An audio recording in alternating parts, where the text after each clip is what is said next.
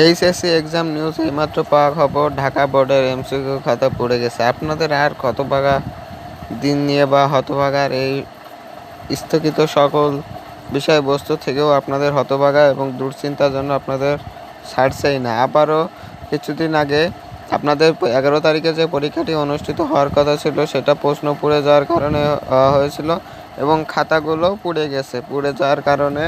এবং তার সাথে খবরও আবারও পেলাম এমসিকিউগুলোও পুড়ে গেছে, এমসিকিউর যে খাতাগুলো আছে সেগুলোও পুড়ে গেছে। তাহলে এখন শিক্ষার্থীদের কিভাবে কি করবে? আবার কি নতুনভাবে পরীক্ষা নেবে?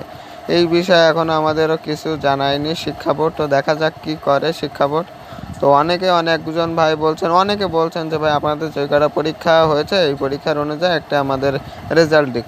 তো আপনাদের পরীক্ষার অবস্থা তো শুনতেই পারছেন আমি কি বলছি, এবং এমসিকিউগুলো নিয়ে শুনতেও পারছেন।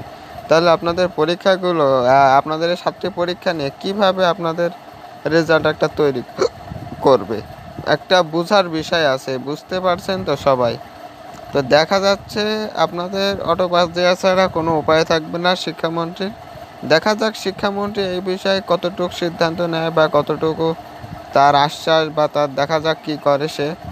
তো আমি নিউজ আমরা সকল প্রকার আপডেট নিউজ আপনাদের মাঝে উপস্থাপন করি। এইচএসসি সকল সাবজেক্টে এমসিকিউ সমাধান সকল বিষয়ে আমরা সকল নিউজ আপনাদের মাঝে উপস্থাপন করি। সেই নিউজগুলো পেতে আমাদের চ্যানেলটি সাবস্ক্রাইব করে রাখুন, পাশে থাকা বেল আইকনটি বাজিয়ে রাখুন এবং 5 মিনিট ক্লাসের সাথে থাকবেন আশা করি। ধন্যবাদ সবাইকে।